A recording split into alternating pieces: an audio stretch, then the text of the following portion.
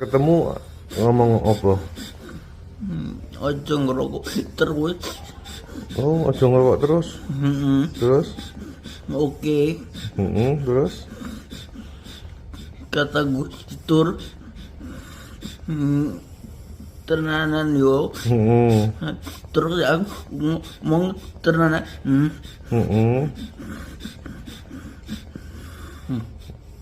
Coba istighfar coba. Astagfirullahaladzim. Al-Fatihah. Al-Fatihah coba. Auzubillah, auzubillah. Minasyaitonirrajim. Bismillahirrahmanirrahim. Alhamdulillahirabbil alamin. Arrahmanirrahim. Maliki yaumiddin. Iyyaka na'budu wa iyyaka nasta'in. Ihdinas siratal mustaqim.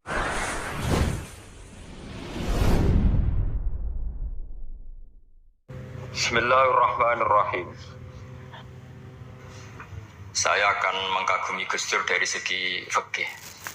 Ketika Gus Dur dilengsarkan dari presiden, yang paling saya kenang dan para ulama seluruh Indonesia, mungkin seluruh dunia mengenang adalah keberhasilan Gus Dur mengelola konflik itu tidak pertumpahan darah. Itu satu prestasi yang insya Allah jadi amal beliau, semoga mendapat ridhonya Allah Subhanahu wa Ta'ala.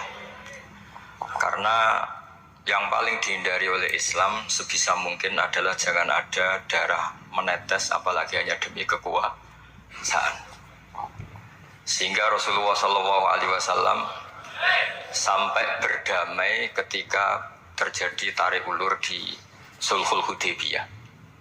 Saat itu Suhail bin Amr memberi sekian poin yang mendikte Rasulullah, semuanya merugikan Rasulullah. Tapi tidak semuanya merugikan Rasulullah, tidak ada yang menguntungkan sama sekali.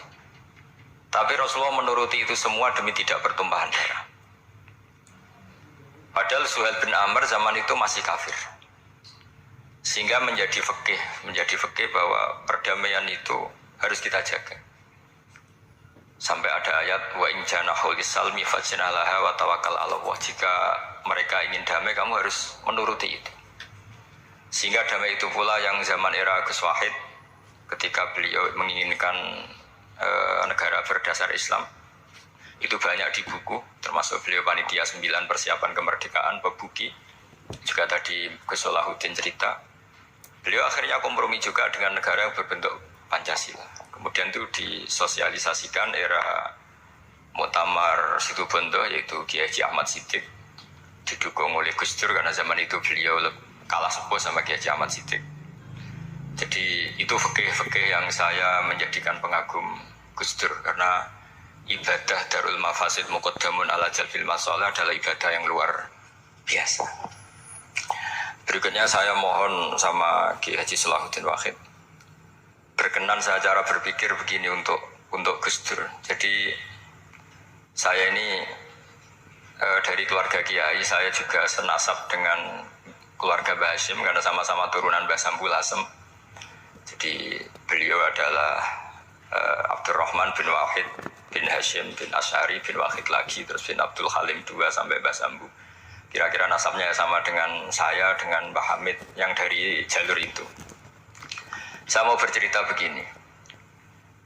Watak seorang cucu itu biasanya mengalir dari pikiran besar mbah-mbahnya atau leluhurnya. Karena setiap mbah-mbahnya pasti berdoa dzurriatan thayyibah, yaitu anak cucu yang baik. Saya sengaja di sini membawa kitab yang ditulis oleh Muhammad Asad Shihab, seorang Libanon. Menulis bahwa Mbah Hashim Asy'ari adalah terhitung sebagai mujaddid, sebagai pembaharu Islam setidaknya di Asia sini atau di Indonesia. Di sini ada kitab ini diterjemah beberapa kali, sebagian oleh Kiai Haji Mustafa Bisri, sebagian oleh Kiai Sodik Semarang. Saya punya edisi asli, edisi Arabnya, karena saya dari awal ingin ngaji sama santri-santri Tebu Ireng. Karena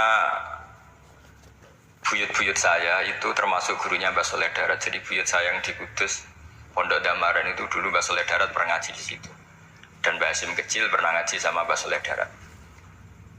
Dan tentu biasa itu dalam ilmu sanad. Guru-guru saya indukannya di Mbah Hasyim juga pernah ngaji beberapa ulama di Pantura. Dan saya pastikan di antara perilaku atau manhaj Mbah Hasyim adalah, ini saya baca guru-guru beliau, kemudian ada perilaku yang persis ditiru Gus Dur. Jadi itu bukan sekedar bukan sekedar mitos atau kebetulan. Beliau punya pilihan-pilihan yang dipilih sampai akhir hayatnya. Di sini ada cerita proses Mbah Hasyim ngaji, kemudian pernah ada seorang Jerman mau belajar Islam sama Mbah Hasyim, kemudian ditemui beliau dengan sangat hangat ketika sudah mengenal Islam secara detail.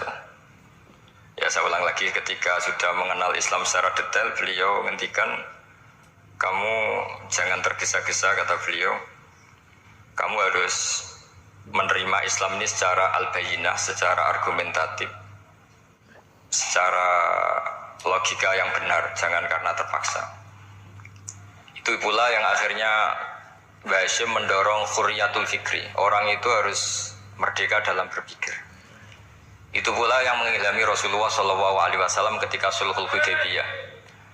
Orang kafir yang masuk Islam harus dikembalikan ke habitat kafir, karena itu habitat asli, karena rata-rata dulu suku Mekah zaman itu kafir semua. Tapi yang orang Islam masuk kafir harus dibiarkan karena dianggap kembali ke habitat. Tentu semua perjanjian itu merugikan Rasulullah SAW. Tapi yang unik, Rasulullah itu menerima itu semua. Kata Rasulullah, sudah perjanjian itu kita terima saja. Akhirnya perjanjian itu diterima.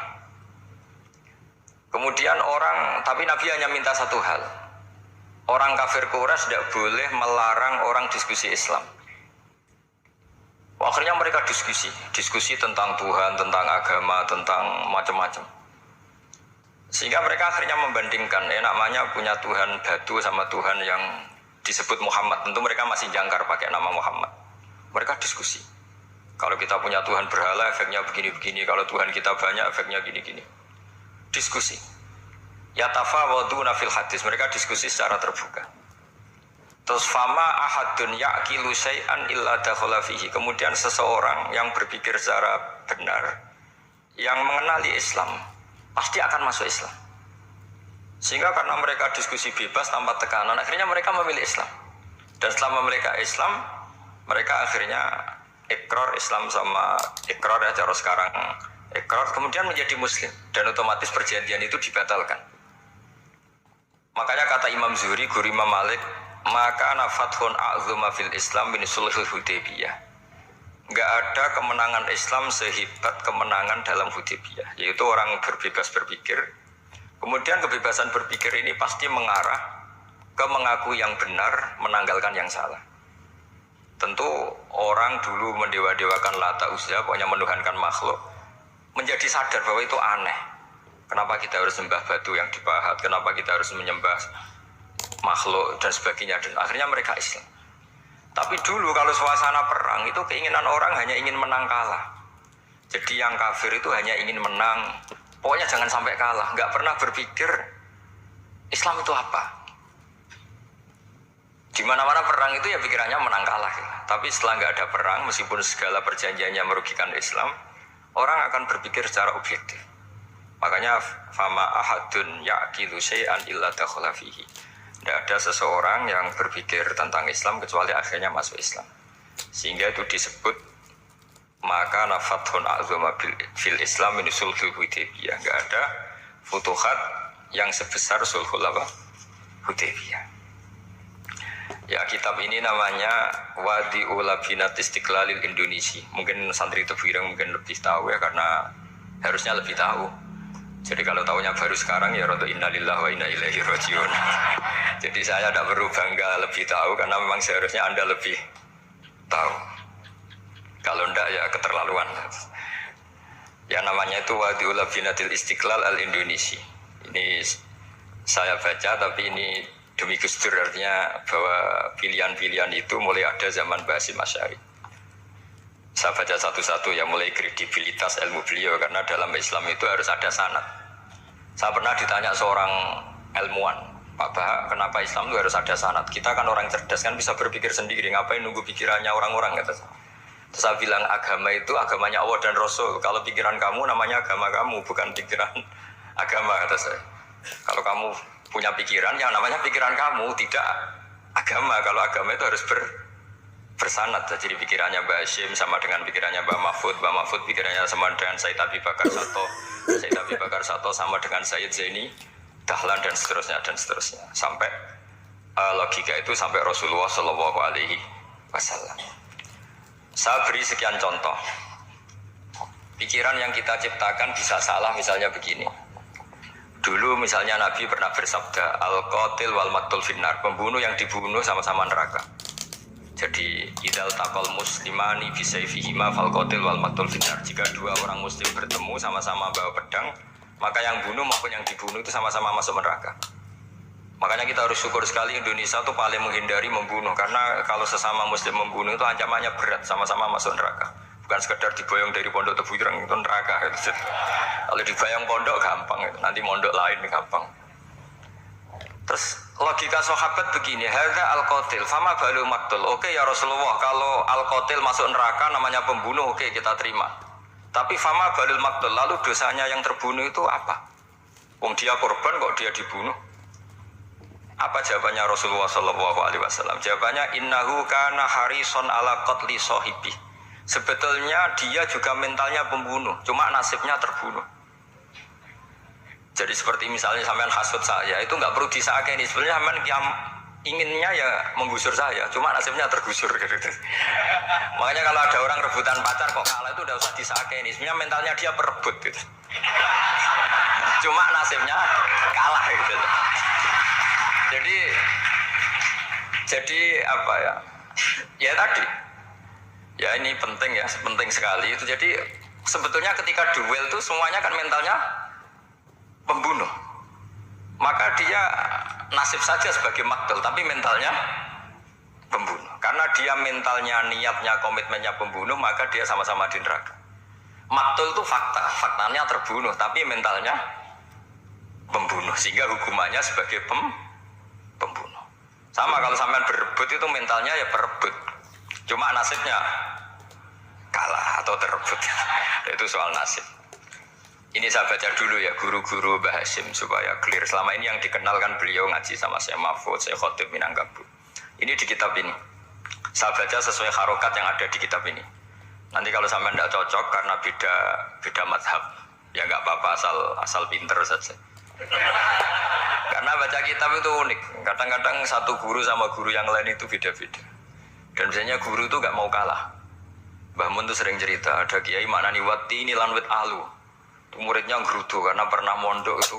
Kok nggak gitu Pak Guru? Di kitab saya maknanya itu pohon elu. Lah iya jeng wit elu kena gua alu kata gurunya nggak mau kalah gitu. Ada yang guru itu salah baca wal jarodin lan lawang. Muridnya agak terima. Pak Yai saya pernah ngaji itu maknanya walang. Lah iya walang sing ning lawang jeng. Itu memang kasus makna-makna di Jawa itu banyak. Karena awalnya memang wis rodok bodoni. Kenapa saya bilang bodoni? Yang bilang Mbah Mun makna Jawa ono bodoni ini ya. Karena watin itu kan nggak ada di Indonesia. Tapi kiai itu malu kalau gak iso maknani. Akhirnya wati ini wet elu. Tanyakan orang pakar ahli Jawa ya tidak tahu lu itu apa. Pokoknya butuhnya kiai itu ada lafaz ya ada maknanya. Padahal jenis itu nggak ada di Indonesia. Seperti haudat itu maknanya di Jawa sekedup. Sekedup itu rumah kecil yang ada di unta zaman dulu. Di Jawa ada enggak? Enggak ada. Kalau kamu tanya orang Jawa ini apa namanya? Namanya ya rumah kecil di atas unta. Tapi Kiai Jawa dulu punya makna namanya apa? Sekedup. Jadi Kiai Jawa itu luar biasa improvisasi. Ya rada bodoni itu. Lah yang sering bodoni itu bab halal haram ini bodoni apa? Yang tidak semua bodoni itu buruk, kadang wajib. Betul ya? Ini sama tergesola. Ini karena keahlian fikih saya juga barokahnya Mbah Hasyim Asy'ari supaya beliau senang. Beliau senang karena para nabi, para wali, para ulama itu tidak meninggal. Tadi kalau Mbak Anita bilang wafat itu kalau dalam bahasa Arab wafa yafi wafaan itu maknanya nuhoni. Nuhoni itu sudah memenuhi. Jadi sebenarnya memang nggak pernah ada orang mati itu. Jadi kita punya jatah umur, jatah rezeki sudah terpenuhi semua. Namanya wafat. Jadi kata wafa yafi wafaan, sesuatunya sudah penuh maka diambil. Kalau roh sendiri nggak pernah meninggal. Ya roh sendiri kalau Mbak Anita bilang kita memperingati kehidupan Gus Dur ya memang hidup karena tadi nggak ada siapapun bilang orang itu mati. Orang mati itu adalah jasad, rohnya diambil dari jasad. Lah roh sendiri ini nggak pernah berstatus mati karena makanya orang Jawa semua sepakat wong mati ku piye sing nyawane dijabut. Jasadnya mati, nyawanya diambil. Kemudian nyawa ini yang mengalami dapat nikmat maupun dapat azab. Sehingga keyakinan ahli sunnah wal jamaah ini perlu didoakan karena menghadapi Allah butuh topangan doa dan doa itu nggak pernah salah karena otoritas doa itu milik Allah subhanahu wa ta'ala. Nggak bisa kamu nyemprit Allah ini sudah akhirat loh, amal nggak ada gunanya loh, nggak bisa. Allah tetap zat yang bisa mengabulkan doa siapa saja. Sehingga ahli sunnah berpendapat doa itu yanfa'ul mayyit, doa itu manfaat untuk mayyit. Sehingga Mbak Hasyim Asy'ari ngarang secara spesifik risalah ahli sunnah wal jamaah. Di antara yang paling pokok adalah doa yanfa'ul mayyit. Doa itu manfaat pada mayyit. Ini saya hitung ya guru-gurunya Mbah Hasyim. Darus Al-Hadz Muhammad Hasyim Asy'ari ini karangannya Asad Syihab, orang Libanon. Buku ini selesai tahun 72. Beliau lama sekali ikut ngaji di sini sama Mbah Hasyim. Tapi sebagai peneliti beliau kesini sudah alim. Nggak terus masih ngapalkan alif bata itu masih sudah alim. Darus Al-Hadz Muhammad Hasyim Asy'ari fil Haramil Makki Syarif fi Makkah Al-Mukarramah alaihi ulama. Seterusnya beliau hitung ya. Amsalus Syekh Ahmad Amin Al-Attar wa Sayyid Sultan bin Hasyim wa Sayyid Ahmad Zawawi. Ya dihitung ya sudah berapa itu. Tapi beliau ke sana sudah alim loh. Jangan sampean kira kalau sampean ke sana itu jadi TKI repot nanti. Itu kata Mbah Mun kalau ada orang mau mondok Mekah, apa mondok Mekah wis alim dereng. Kersane pinter bahasa Arab kah? Bakul es neng Arab pinter bahasa Arab kata. Jadi kalau beliau kalau sama orang belum alim mondok di Mekah itu agak duka gitu. Ya, Syekh Ahmad Amin Al-Attar, wa Sayyid Sultan bin Hasyim, wa Sayyid Ahmad Zawawi, wa Syekh Ibrahim Arab, wa Sayyid Ahmad bin Hasan Al-Attar, wa Syekh Said Al-Yamani. Ini yang gurunya Mbah Zubair juga, guru-gurunya keluarga sarang, wa Sayyid Husain Al-Habsyi. Ini mbah-mbahnya keluarga Habib Anis Solo. Jadi ya pokoknya keluarga besar Solo karena kita tahu Habib Anis itu bin Alwi bin Ali yang punya simtut Duror bin Muhammad bin Husain. Alladzi tawalla mansibal iftah hatta wafatul maniyah wa Sayyid Bakar Sato. Ini yang arangnya Anatul Tolibin. Wa Syekh Rahmatullah wa Sayyid Alawi bin Ahmad As-Segaf. Ini yang ngarang Tarsihul Mustafidin. Kita tahu Sarah I'anah paling terkenal adalah dua, I'anatul Tolibin dan Tarsihul Mustafidin. Itu dikarang oleh Alawi bin Ahmad As-Segaf. Terus wa Sayyid Abbas Al-Maliki, itu banyak Sayyid Muhammad. Karena kita tahu Sayyid Muhammad adalah Muhammad bin Alawi bin Abbas, ya, Muhammad bin Alawi bin Abbas. Itu juga gurunya Mbah Hasyim, wa Sayyid Abdul Zawawi, wa Syekh Soleh Bafadol, wa Syekh Sultan Hasyim Dagestani. Jadi selain guru-guru di Indonesia termasuk Mbah Mahfud Termas, Syekh Khotib Al-Minangkabau, beliau punya guru-guru itu yang saya sebut. Lalu barokahnya guru-guru itu, ya barokahnya guru-guru itu, Mbah Hasyim berpikir seperti itu. Dan berpikir seperti itu yang mengilhami Gus Wahid. Kemudian Gus Wahid mengilhami Gus Dur. Kenapa saya cerita ini? Supaya kamu tahu bahwa pikiran-pikiran besar Gus Dur itu ada sanadnya. Jangan sampai kamu berpikir Gus Dur cerdas muka kan delok film lah, terus gue delok film kan ya repot gitu. Jadi makanya ini, karena banyak juga yang cerita Gus Dur sebagai budayawannya, sebagai demokratnya, sebagai pluralisnya. Yang cerita itu kan sudah ada, masa saya disuruh cerita lagi? Jadi kalau sampean saya cerita itu lagi kan coro Jawa tahsilul hasil. Jadi ini itu tidak bidang saya. Bidang saya akan melihat Gus Dur sebagai cucu Mbah Hasyim Asy'ari. Ini saya baca ya.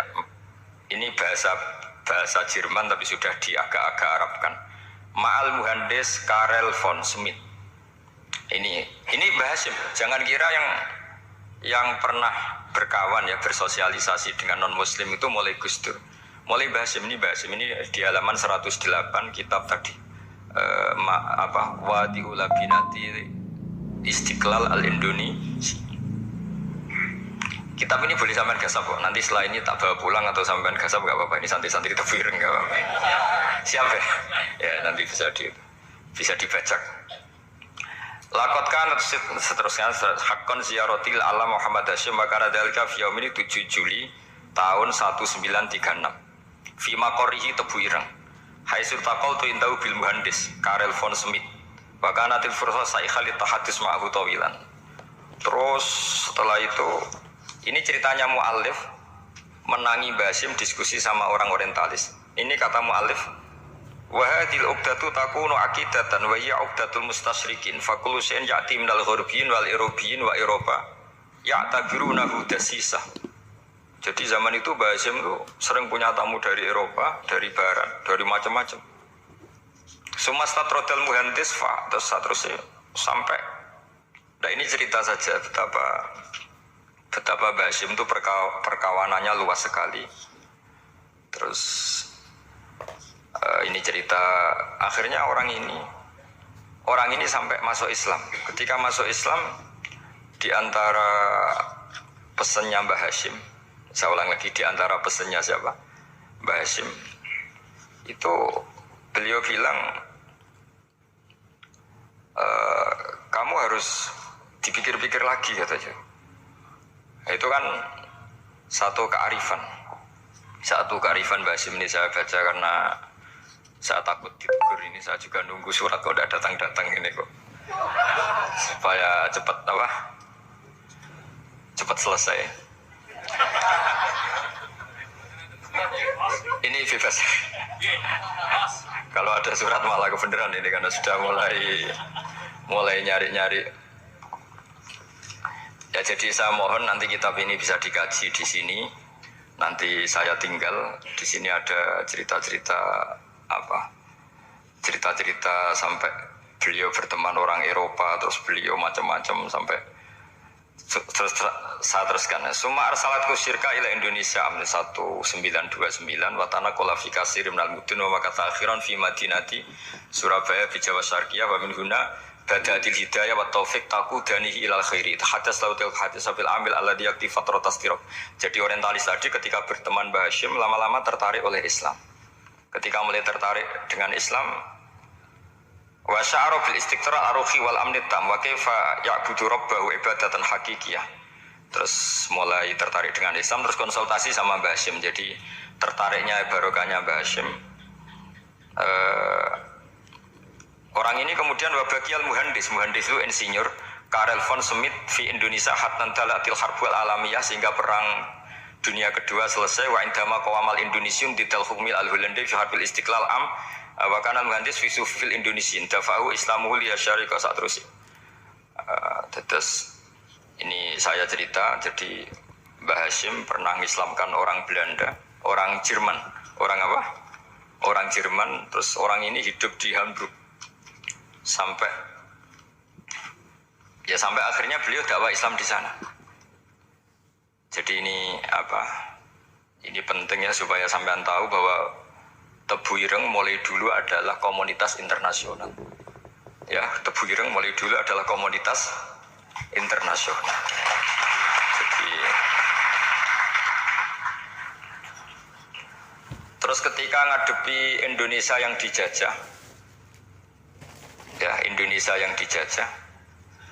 ini Mbah Hashim bersama kawan-kawannya sepakat iktikaf di Multazam.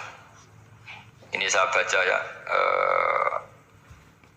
Wa akhiran istama'a ma'a nukhbatin min haula'i talaba min zalma'ala'ihi al-had Muhammad Hashim ala ayata'ahadu wa yakumu bi amalin fi lailatin lailan min laili syahri Ramadan. Al-mu'azzam istama'a haula'i talaba waladina yantamuna ila iddati qawamiyatin. Qawamiyah itu kalau bahasa sekarang perlawanan min Afrika wa buldani Janubi Asia, Asia Tenggara wa Asia Wusta, Asia Tengah wal buldan al-Arabiyah wa kana al-had Muhammad Hashim Asy'ari ahadahum bahwa qafu jami'an amamal multazam bil Ka'batil musyarrafah wa ahadu wa aqsamul yamin ala yakum bil jihad fi sabilillah li ilahi kalimatil Islam wa tauhidil muslimin bin nasri ilmi wa tau'iyah wa tafaqquh fiddin talaban lil mardatillahi ta'ala la yarjuna min wara'i dzalika malan wala mansiban li anfusihim. Jadi sebelum beliau pulang ke Indonesia, itu komunitas Asia Tengah, Asia Dekat, Asia Jauh, semuanya dijajah karena Mesir dijajah Prancis, yang Burma dijajah ini, yang Indonesia dijajah ini, semuanya berdoa di Multazam. Intinya Mbah Hashim itu patriotik betul, patriotik betul. Tapi ya religius betul, beliau berdoa di Multazam, beliau menyanggupi siap jihad melawan penjajah. Tapi saat itu juga berikrar kalau semua itu tidak untuk nyari pangkat. Makanya saya yakin Gus Dur adalah orang saat jabat presiden karena supaya Indonesia tidak chaos. Buktinya apa? Ketika beliau dilengsarkan ya santai saja. Wong ngajini wa mal hayatud dunya illa mataul ghurur, jadi ya santai saja ada itu. Tidak ada jadi masalah. Terus kitab ini menerangkan, ini saya baca ya. Li khidmati dual alladzina laha musta'maratun. Musta'marat itu dijajah mislu Holanda wa Inggris wa Rusia wa Pernisa wa fi hadal amri bidzat ara ana alal muslimin wal mas'ulin khususan. Ini intinya ulama-ulama yang dari timur jauh kemudian sowan ke Mbah Hashim minta fatwa karena negara-negara mereka juga dijajah. Jadi dulu orang dari Jerman, dari mana-mana belajar Islam juga sama Mbah Hashim. Yang negara-negara Asia Timur, Asia Dekat itu juga kalau konsultasi kemerdekaan juga sama siapa? Mbah Hashim. Jadi uniknya kitab ini ditulis oleh orang Libanon. Jadi orang Libanon itu saking penasarannya sama Mbah Hashim Asy'ari itu datang ke sini. Ya datang apa? Datang ke sini untuk belajar sama Mbah Hashim. Dan di antara belajar itu kemudian sampai sini ternyata tamu-tamunya Mbah Hashim dari berbagai negara. Mulai yang konsultasi cara memerdekakan negaranya karena mengalami dijajah, sampai cara belajar Islam yang benar, termasuk tadi yang Karel von Schmidt tadi yang masuk Islam karena konsultasi sama Mbah Hashim, padahal dia orang Jerman.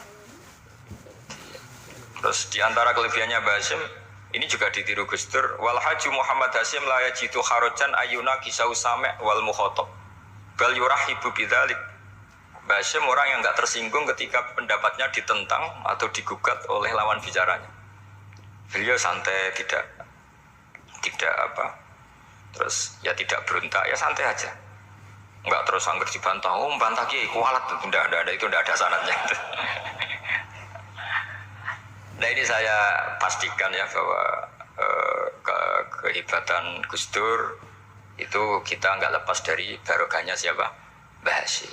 Sekali Rasulullah SAW sebagai Sayyidul Khalqi, Sayyidul Anbiya al-Mursalin, beliau yang ngakui ana da'watu Ibrahim wa bisyaratu Isa. Aku hebat ngene iku barokah dungane Nabi siapa? Ibrahim. Maka ini sesuatu yang saya tekuni, jadi nggak salah. Kalau bicarakan Gus Dur ya harus bicarakan Mbah Hashim, sama bicarakan Nabi Muhammad SAW juga harus membicarakan Jadduhul A'la yaitu Ibrahim alaihissalam. Jadi ini kitab bisa dipakai atau digasap ya nggak apa-apa. Artinya gini, gasap itu kalau saya ada ridho jadinya gasap, kalau ridho ya jadinya boleh. Dan menjadi gasap kalau nggak dipelajari. Ya, jadi kalau enggak terus tinggo jimat itu kita fokus bahas sakti, wah ya repot makanya ini. Nah kalau dipakai itu gasap. Tapi kalau nanti didiskusikan sama teman-teman kemudian menjadi baik, menjadi luar biasa, saya ikut ngamal. Terus saya ulang lagi, saya teruskan. Ittisolatuhu itu komoditas beliau. Lahu ittisolatun wasi'atun wa mukatabatun ma'a katsirin min zu'ama'il alam al-islami fi dzalikal ahdi. Bianahum Asyabdul Aziz As-Sa'alibi wa Sayyid Diyauddin wa Syairozi Adwil Injil Alam. Terus beliau punya perkawanan besar di komunitas internasional, termasuk Syekh Muhammad Abdul Karim Al-Khattabi wa Sayyid Alawi bin Thahir Al-Haddad Mufti Sultanati Johor.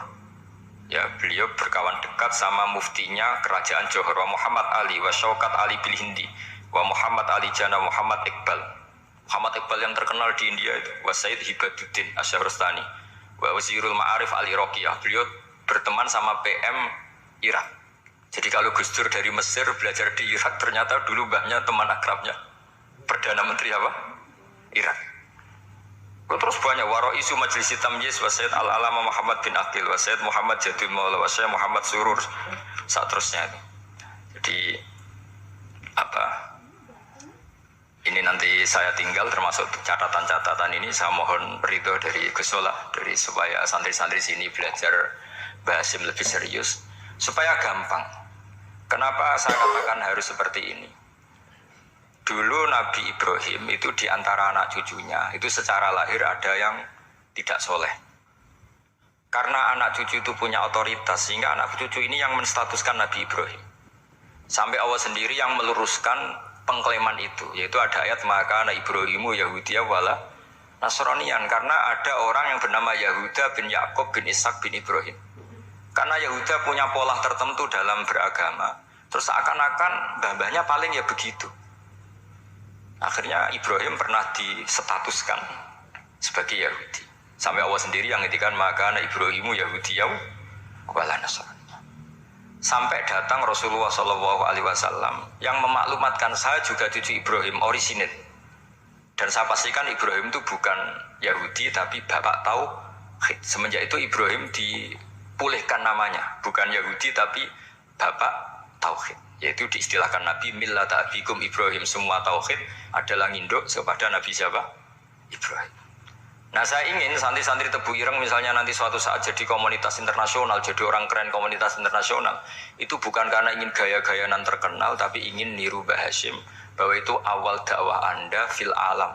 Semua alam ini tentu butuh tauhid, butuh kebenaran, bukan gagah-gagahan sebagai orang populer. Terus persahabatan yang luas, misalnya Anda khusyuk terus kuper. Ratau kancanan wong ngabin jadi wali gini terus kuper. Mungkin Anda tidak akan jadi wali karena sanatnya Mbah Hasyim itu perkenalannya luas. Sementara kamu milih kuper gak pernah berteman orang, tapi sanatnya sampai Mbah Hasyim itu membingungkan sanat itu. Wong Mbah Hasyim tidak gitu kok kamu nyanatkan begitu. Jadi kalau santri Tebu Ireng mulai sampai neng kamar, ngobong dupo, terus memperkenalkan diri jadi wali. Gitu. Nanti tonggo kamu ngira itu produk Mbah Hasyim karena kamu santrinya. Kan dianggap cerminan gurunya sampai Mbah Hasyim. Nah kalau ada yang teman-teman gitu harus dimaklumatkan itu sanad mungkotek. Bahwa sanad itu tidak benar. Ini kapan ini ditegur? Ini saya sudah mulai menunggu. karena ya repot ini kalau kelamaan ini nanti itu. Terus ini khazanahnya Mbah Hasyim. Khazanah itu ya perpustakaan kalau sekarang. Maktabatuhu. Tu'addu maktabatul khat Muhammad Hasyim Asy'ari min aghnal maktabat lihtiwaiha ala anfasil kutub. Jadi ini kadang harokatnya ya beda dengan bacaan saya, sama anut bacaan saya saja. Di sini ditulis anfusil kutub. Selalu saya baca anfasil kutub karena maknanya kitab terbaik. Kalau kitab terbaik bacanya bukan anfus tapi apa? Anfas. Ya nanti kamu debat sendirilah sama teman-teman ini bacanya apa. Karena ini kadang harokatan. Kalau kadang harokatan repot, ambil bantah itu kadang sungkan mbek sing aran, orang bantah kadang gitu. Lah supaya selamat, iki ora saleh mu'alif, khotote sing goblok biasanya gitu korban. Biasanya gitu kalau untuk menyelamatkan kiai itu, oh ini yang ngetik yang salah. Padahal kadang kiai ini barang ya rodok salah tapi ya sembol. Daripada sultan sama kiai kan mendingan sama pengurus. Ya gitu ya sepakat ya. Jadi ya sudah terus. Ya saya baca. Tu'addu maktabatul khat Muhammad Hasyim Asy'ari min aghnal maktabat lihtiwaiha al anfasil kutub al ilmiyah al islamiyah. Jadi kalau tadi yang diceritakan para kawan-kawan Gus Dur suka baca. Itu Mbah Hasyim itu kitabnya banyak sekali dan semuanya kitab terbaik. Min matbu'atin baik yang dicetak wa makhtutatin baik yang masih tulisan tangan. Asariyatin qadimah baik kitab-kitab yang sudah hampir punah karena saking lamanya. Wa tadummu hadil maktabah jullal kutub al-mu'allafa wal lughat al-arabiyyah wal indonesia wal jawiyah wal malaysia wa ba'dal lughat al-ajnabiyyah al-ukhra. Jadi zaman Mbah Hasyim itu perpustakaannya sudah ada bahasa Indonesia, bahasa Jawa, bahasa Malaysia, bahasa Inggris. Itu yang nulis orang Libanon. Sampai santrinya Mbah Hasyim tidak tahu innalillahi wa inna ilaihi rajiun. Maka ini yang kepertobatan ya saya kasih. Jadi ini saya biasa guyon, soalnya ini guyon sama santri, saya tidak midatoni kiai, jadi ini guyon sama santri. Semoga guyonan ini manfaat. Wassalamualaikum warahmatullahi wabarakatuh.